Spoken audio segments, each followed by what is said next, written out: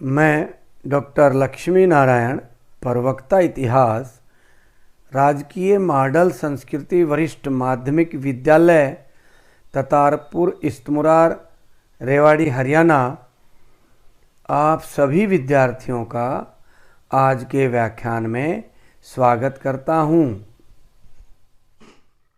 प्यारे विद्यार्थियों,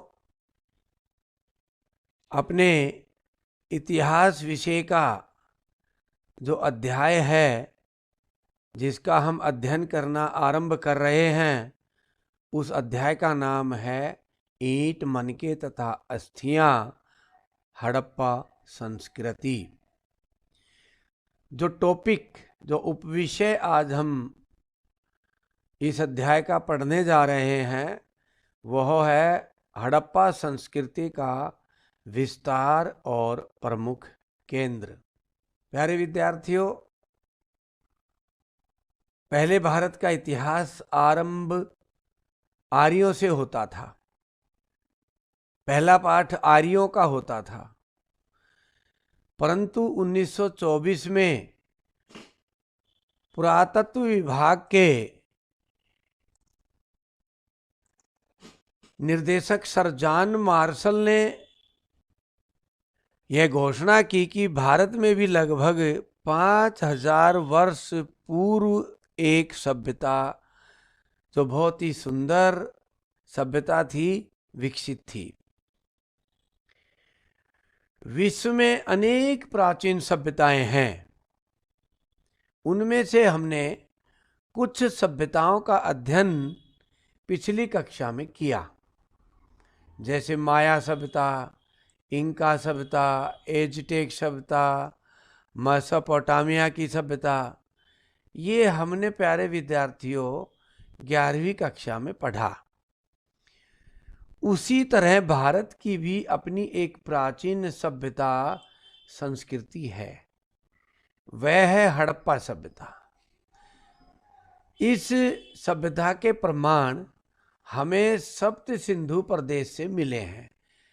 प्यारे विद्यार्थियों, सप्त सिंधु प्रदेश में सरस्वती, गंगा, सिंधु नदियों के बीच में जो क्षेत्र आता है, वह कहलाता रहा है सप्त सिंधु प्रदेश। जिसमें सिंधु है, उसकी सहायक नदियां आती हैं, अर्थात इन 7 नदियों के आसपास ही यह सभ्यता फली फूली। इन नदियों के किनारे, विशेष तौर पर गंगा, यमुना, सरस्वती, इन नदियों के किनारों पर हमें अधिक स्थान मिले हैं। हालांकि गंगा के किनारे कम स्थान मिले हैं, यमुना के किनारे पर भी कम स्थान मिले हैं, सरस्वती नदी के पास सबसे अधिक स्थान मिले हैं, जो आगे हम पढ़ेंगे। इस सभ्यता की जानकारी भी एक बहुत रोचक कहानी है। 1856 में जब अंग्रेज लाहौर से मुल्तान तक रेल की पटरी बिछा रहे थे, तो उन्हें मोटी रोड़ियों की आवश्यकता पड़ी। प्यारे विद्यार्थियों, आप जानते हो कि रेल की पटरियों पर पत्थर की मोटी मोटी रोड़ियां पड़ी होती हैं, जो रेल की पटरी को मजबूती प्रदान करती हैं। तो उनको उस समय वहाँ रोड़ियों की आवश्यकता हुई। उन्हें हड़प्पा के स्थान पर आग में पकाई हुई लाखों ईंटों के रोड़े मिल गए। 1872 ईस्वी में पुरातत्व वैज्ञानिकों ने भी वहां मुंडेरों को देखा, जो 14 से 18 मीटर आसपास के खेतों से ऊंची थी। यानी कि ऊंची ऊंची दीवारें दिखाई दी वहां पर, 14 से 18 मीटर ऊंची। 1875 में अलेक्जेंडर कैनिघम ने भी हड़प्पा की मोहरों के बारे में एक रिपोर्ट प्रस्तुत की। प्यारे विद्यार्थियों, अलेक्जेंडर कैनिघम लेफ्टिनेंट गवर्नर होते थे इस नॉर्थ वेस्ट फ्रंटियर प्रदेश के, और जब रेल लाइन बिछाई जा रही थी, तो उन्होंने उस समय हड़प्पा संस्कृति के क्षेत्र को देखा था और कुछ मोहरों को वो ले गए थे। इसके आगे सरकार का ध्यान जाने लगा। 1921 में दयाराम साहनी ने पाकिस्तान के मोंटगोमरी जिले, वर्तमान में साहिवाल, वर्तमान में ये साहिवाल जिला है पाकिस्तान का, यहाँ पास में ही हड़प्पा नगर की खुदाई की गई। खुदाई का काम MS वत्स ने करवाया, और जब ये खुदाई का काम चल रहा था दयाराम साहनी जी के नेतृत्व में, उसी के साथ साथ 1920-21 में ही राखल दास बनर्जी, जिसको RD बनर्जी के नाम से हम पढ़ते हैं, मोहनजोदड़ो में एक बौद्ध स्तूप की खुदाई करवा रहे थे। और जब वो ऐसा कर रहे थे तो वहां उन्हें विचित्र प्रकार की कुछ ईंटें मिली, और उन ईंटों से उनको लगा कि ये किसी प्राचीन सभ्यता के प्रमाण हैं, ये इस स्तूप से भी बहुत पुरानी ईंटें हैं। 1924-25 में इन दोनों स्थानों को सुरक्षित रखने का प्रावधान किया गया, यानी कि खुदाई नहीं हुई ठीक प्रकार से, इनको सुरक्षित रखा जाए ताकि कोई आसपास के लोग इन स्थानों को क्षति ना पहुंचाएं। विधिवत खुदाई खोज का काम 1980 में भारत सरकार ने शुरू कराया, कुछ क्षेत्रों में भारत में, और उधर पाकिस्तान में भी खुदाई का काम हुआ। पुरातत्ववेताओं ने इस काम को आरंभ किया। यह सभ्यता कब आरंभ हुई, यह कब तक रही, हमें इसके बारे में अभी कुछ ज्ञान स्पष्ट रूप से नहीं है। स्पष्टता के लिए हमें अनेक सभ्यताओं पर भी निर्भर रहना पड़ता है।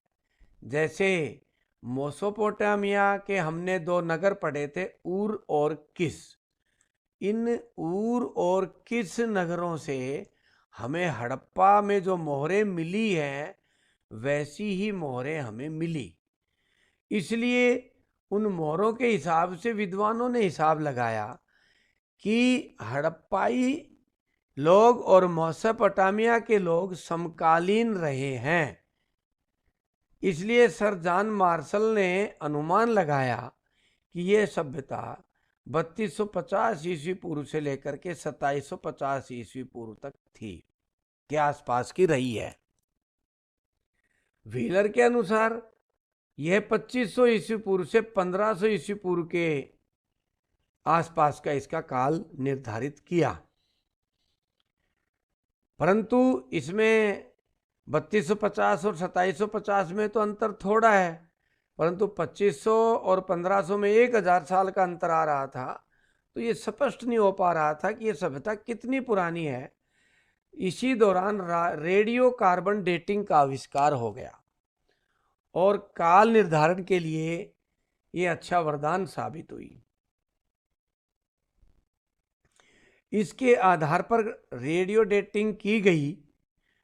इस डेटिंग के आधार पर 3300 से 2600 ईस्वी पूर्व के इसके अवशेष निकले, यानी कि सर जॉन मार्शल का अनुमान लगभग ठीक रहा। दूसरे चरण में यानी कि मध्य चरण के इसके अवशेष 2600 से 1900 और अंतिम चरण के 1900 से 1300। अर्थात ये चरण इसलिए बने हैं कि अलग अलग समय पर यह सभ्यता नष्ट होती रही और फिर वहीं पर विकसित होती रही। नष्ट होने के कारणों को हम आगे पढ़ेंगे, उस आधार पर हम अनुमान लगा पाएंगे कि यह सभ्यता नष्ट होकर बार बार वहीं पर बसती रही है और अलग अलग समय की अलग अलग वस्तुओं का काल निर्धारण हो पाया है। आरंभ में इस सभ्यता के प्रमाण हमें सिंधु नदी के आसपास मिले थे, जिस कारण से इसको सिंधु घाटी की सभ्यता कहा गया। अर्थात प्यारे विद्यार्थियों, इतिहास की पुस्तक में जो पहला अध्याय जोड़ा गया उसका नाम रखा गया था सिंधु घाटी की सभ्यता। सिंधु घाटी की सभ्यता, घाटी का अर्थ जान लेते हैं पहले। घाटी का अर्थ होता है नदी के दोनों किनारों का वह क्षेत्र जहां तक वर्षा काल में उसका जल पहुंचता हो। यानी कि बरसात के दिनों में बाढ़ आती है और नदी का पानी आसपास के कई किलोमीटरों तक चला जाता है, दोनों किनारों पर उछल करके, वो घाटी कहलाती है। इसलिए दूर दूर तक जो क्षेत्र मिले उसको सिंधु घाटी की सभ्यता नाम दे दिया गया कि भाई इस घाटी में ही फली फूली है, क्योंकि हड़प्पा और मोहनजोदड़ो दोनों केंद्र सिंधु घाटी और सिंधु नदी और उसकी सहायक नदी के किनारे पर मिले थे। परंतु आज हम इसको हड़प्पा संस्कृति के नाम से जानते हैं, क्योंकि इस सभ्यता के प्रमाण हमें सिंधु नदी के अलावा अन्य नदियों के किनारे भी मिले हैं। गंगा क्षेत्र में आलमगीरपुर, आगे मैं आपको मैप में दिखाऊंगा, आलमगीरपुर में भी मिले हैं। जो वहीं सबसे अधिक केंद्र लुप्त हो चुकी सरस्वती नदी के किनारे भी मिले हैं।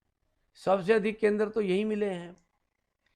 इसलिए इसको सिंधु घाटी की सभ्यता कहना उचित है ही नहीं, क्योंकि हम केंद्रों की संख्या पर लें तो सरस्वती नदी के किनारे अधिक केंद्र मिले हैं। यदि हम इसको सिंधु से दूरी देखें तो गंगा नदी के किनारे आलमगीरपुर में केंद्र मिले हैं। अब इसका नाम सिंधु घाटी सभ्यता रहना ठीक नहीं था, क्योंकि सिंधु घाटी कहना तो अर्थ यह है कि सिंधु तक ही उसको सीमित कर देना, परंतु नदी घाटियां तो सरस्वती की भी थी, नदी घाटियां तो यमुना की भी थी, नदी घाटी तो गंगा की भी थी। अब अलग अलग नाम देना ठीक नहीं रहा। तो इस सभ्यता के सबसे पहले चिन्ह हमें हड़प्पा में मिले, इसलिए इसका नाम हड़प्पा संस्कृति रख दिया गया। और खुदाई में मिला सबसे बड़ा नगर भी है ये, इसलिए विद्वानों ने इसका नाम हड़प्पा संस्कृति रखा। 1947 ईस्वी में, अर्थात भारत विभाजन के समय, केवल 40 स्थानों की जानकारी पुरातत्वविदों को थी, परंतु आज 1500 के लगभग स्थान हमें मिल चुके हैं। प्यारे विद्यार्थियों, 1500 स्थानों के लगभग पहचान हमें है, जिनमें से 500 के लगभग स्थान आजकल के पाकिस्तान में है और बाकी 1000 के लगभग स्थान आज के वर्तमान हिंदुस्तान में है। अर्थात सबसे अधिक स्थान आज के भारत में हमें मिल रहे हैं।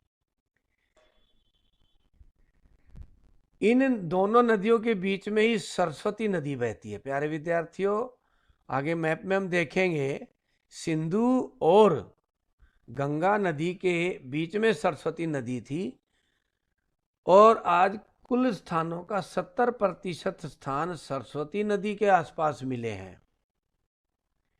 इसलिए बहुत से विद्वान तो इस बात पर सहमत हैं कि यह संस्कृति सरस्वती नदी की संस्कृति के नाम से जानी चाहिए, क्योंकि पुराणों में और वेदों में भी सरस्वती नदी की प्रशंसा में बहुत सी बातें हमें मिलती हैं। वेदों की रचनाएं भी इसी नदी के किनारे हुई, ऐसा माना जाता है। अब मैप में देखते हैं प्यारे विद्यार्थियों, हम देख रहे थे कि इस संस्कृति का विस्तार हम पढ़ रहे थे कहाँ तक है। सिंधु नदी, प्यारे विद्यार्थियों, यहाँ से इसका नाम सिंधु पड़ता है और ये यहाँ कराची के आसपास आकर समुद्र में गिरती है। परंतु इससे पहले अनेक नदियाँ इसमें हैं, इसकी सहायक नदियाँ हैं। इन्हीं सहायक नदियों के पास ये रावी नदी के तट पर हड़प्पा है, जो रावी नदी के बाएं तट पर है, और ये मोहनजोदड़ो सिंधु नदी के दाएं तट पर इस साइड में पड़ता है। अब यहाँ से मेहरगढ़ यहाँ है, सुत कांगेडोर, प्यारे विद्यार्थी हम आगे देखेंगे यहाँ है। अब यहाँ से ये सभ्यता और ये यहाँ तक आती है, गंगा के इधर के किनारे तक, आलमगीरपुर तक। तो ऐसी स्थिति में इसको सिंधु सभ्यता कहना ठीक नहीं था। सिंधु सभ्यता के बीच में सरस्वती नदी भी कहीं यहाँ से गुजरती हुई और ये अरब सागर में राजस्थान से निकलती हुई कच्छ के रण से होती हुई कहीं यहाँ पर गिरती थी। यहाँ हमें सबसे अधिक नगर हमें मिले हैं। फिर इसके अलावा घग्गर नदी और इन आसपास नदियों के किनारे भी हमें बहुत से केंद्र हमें मिले हैं। तो इसलिए इसको सिंधु घाटी सभ्यता कहना उचित नहीं था, हड़प्पा संस्कृति इसको नाम दिया गया, क्योंकि सबसे बड़ा केंद्र और सबसे पहला केंद्र हड़प्पा ही खुदाई का रहा। हड़प्पा संस्कृति का विस्तार देखते हैं प्यारे विद्यार्थियों। यह उत्तर से दक्षिण इसकी जो विस्तृत भाग है 1500 किलोमीटर है। पूर्व से पश्चिम इसका फैलाव 1600 किलोमीटर है और यह मिस्र की सभ्यता से 20 गुना बड़ी है।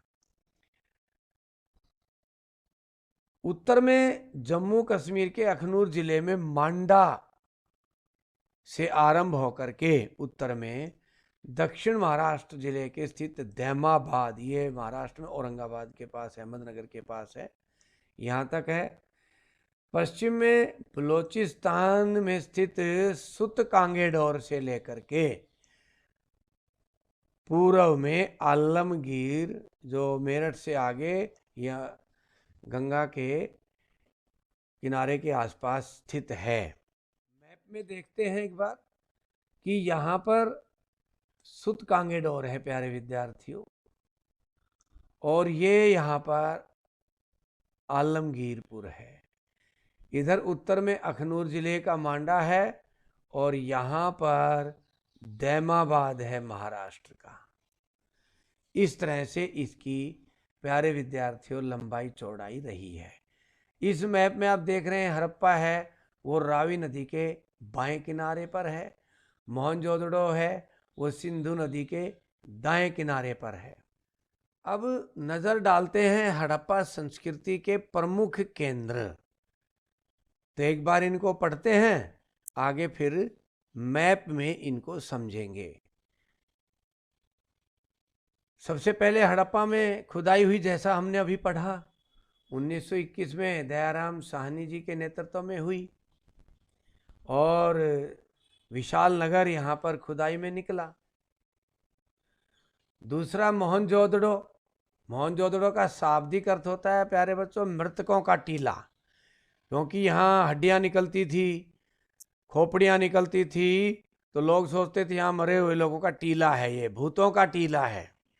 लोग कम जाते थे उधर डर से, भय से। यह वर्तमान में पाकिस्तान के लरकाना जिले में है। इसकी खोज 1922 में राखलदास बनर्जी ने की। जैसा हम पढ़ रहे थे कि वो वहाँ पर एक स्तूप की खुदाई करवा रहे थे, उस समय इनको ये अवशेष मिले थे।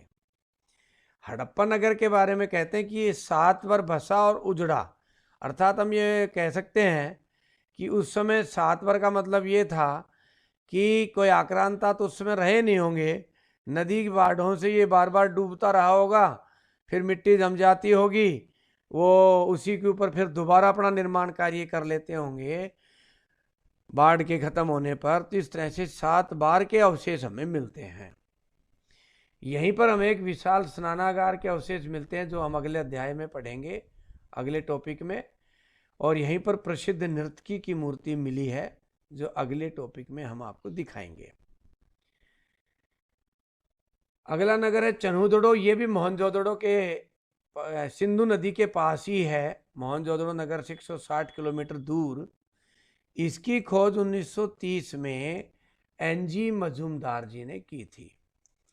यह नगर 2 बार बसा और नष्ट हुआ, यानी कि हड़प्पा का 7 बार का मिलता है, इनका 2 बार का मिलता है। यह हस्तकला उद्योग का प्रमुख केंद्र था। हम एक टॉपिक पढ़ेंगे आगे, हस्तकला उद्योग का अलग से स्पेशल रूप से, उसमें हम दिखाएंगे कि ये प्रमुख केंद्र था। यहाँ अधिक से अधिक निर्माण कार्य होता था। यानी कि हड़प्पा संस्कृति के लोगों का औद्योगिक केंद्र था चनहुदड़ो। यहाँ शंख की कटाई, धातु का कार्य, मोहरें बनाना, बाट बनाना, इस तरह के कार्य यहाँ पर होते थे। अन्य आवश्यकताओं का सामान, छोटी मोटी वस्तुओं का जो हमें रोजाना दिन में चाहिए, वो भी यहीं पर बनती थी। एक है कोटला निहंग खां। यह भारत में पंजाब के रोपड़ जिले सतलुज नदी के किनारे पर है। 1953 में वाईडी शर्मा ने इसकी खोज की। यानी कि अब तक हम पाकिस्तान के प्रमुख केंद्रों को पढ़ रहे थे, ये भारत में पंजाब के रोपड़ में है। कालीबंगा ये राजस्थान में है, गंगानगर जिले में। इसकी खोज 1953 में ए घोष ने इसकी खुदाई कराई। यहाँ पर अधिक मात्रा में चूड़ियाँ मिली हैं और विशेषकर काले रंग की चूड़ियाँ मिली हैं, तो कालीबंगा इसका नाम रख दिया गया, बेंगल्स से बंगा हो गया। लोथल यह गुजरात के अहमदाबाद जिले में स्थित है। 1955 में एसआर राव ने इसकी खुदाई करवाई।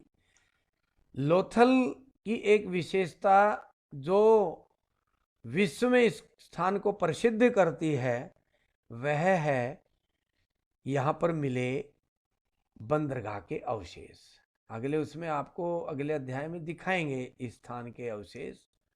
यहाँ से जलमार्ग से व्यापार होता था अनेक देशों को, यानी कि समुद्री मार्ग से यहाँ से वस्तुएं आती जाती थी। गुजरात में एक स्थान है धोलावीरा। यहाँ पर भी हड़प्पा के अच्छे अवशेष मिले हैं। 1967-68 ईस्वी में जेपी जोशी जी ने इसकी खुदाई करवाई थी। यह अपनी भवन निर्माण कला के लिए प्रसिद्ध नगर है। आज भी बहुत ही अच्छी स्थिति में यहाँ पर खंडर हमें मिलते हैं। बनावली यह केंद्र हरियाणा में है। आरएस बिष्ट ने इसकी खुदाई करवाई 1973 में। खुदाई में एक सुनियोजित नगर के अवशेष हमें मिले हैं। अन्य केंद्रों में जो प्रमुख केंद्र हैं जहां खुदाई हो गई है, उनमें आलमगीरपुर है मेरठ जिले में, राखी घड़ी और मीताथल है दोनों हरियाणा में, मांडा है जम्मू कश्मीर में, जो सबसे उत्तर में सबसे दूर यहाँ से केंद्र मिला है, नागेश्वर और रंगपुर ये गुजरात में है धोलावीरा लोथल की तरह, आमरी और कोट दीजी ये सिंध पाकिस्तान में है, सुत कांगेडोर और बालाकोट। सुत कांगेडोर हमने अभी ऊपर मैप में मैंने बताया था तुम्हें, बलोचिस्तान प्रांत में पड़ता है पाकिस्तान के। बड़े गांव और अम्बखेड़ी ये भी केंद्र प्रमुख रूप से प्रदेश में हमें मिले हैं।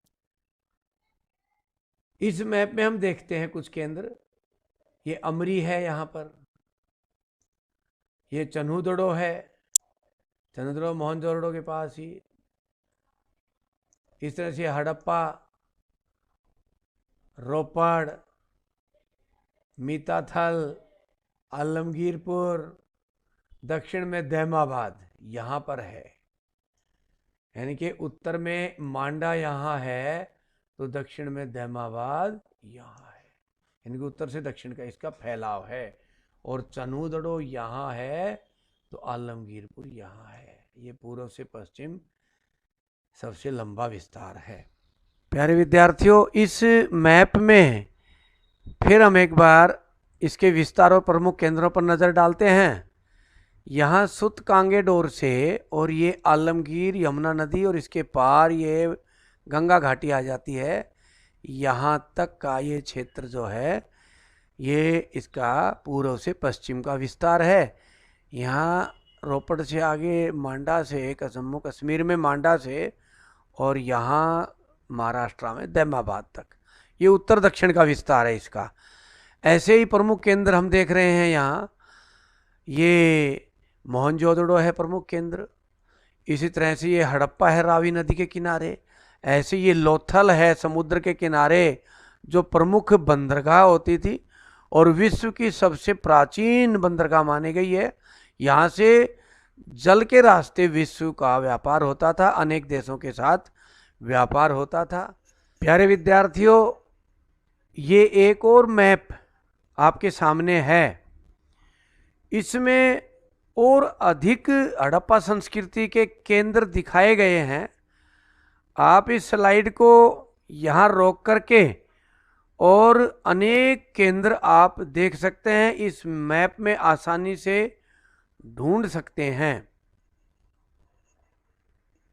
अपना विषय अब समाप्त हो गया और विषय से संबंधित कुछ प्रश्न हैं वो आपने अपनी नोटबुक में लिखने हैं और इन सभी प्रश्नों के उत्तर बड़ी आसानी से आप इन स्लाइडों को रोक करके लिख सकते हैं। यानी कि जो हमने पढ़ा है और लिखित रूप से हम जो देखते रहे हैं उन्हीं में ही इन प्रश्नों के उत्तर आप देखकर लिख सकते हैं। पहला प्रश्न है, सिंधु घाटी सभ्यता को हड़प्पा सभ्यता क्यों कहा जाने लगा है? हड़प्पा संस्कृति के प्रमुख केंद्रों का वर्णन करें। हड़प्पा संस्कृति का विस्तार भारत के कौन कौन से प्रांतों में है? तो इन प्रश्नों को आप अपनी नोटबुक में लिखें। तो प्यारे विद्यार्थियों, बहुत बहुत धन्यवाद।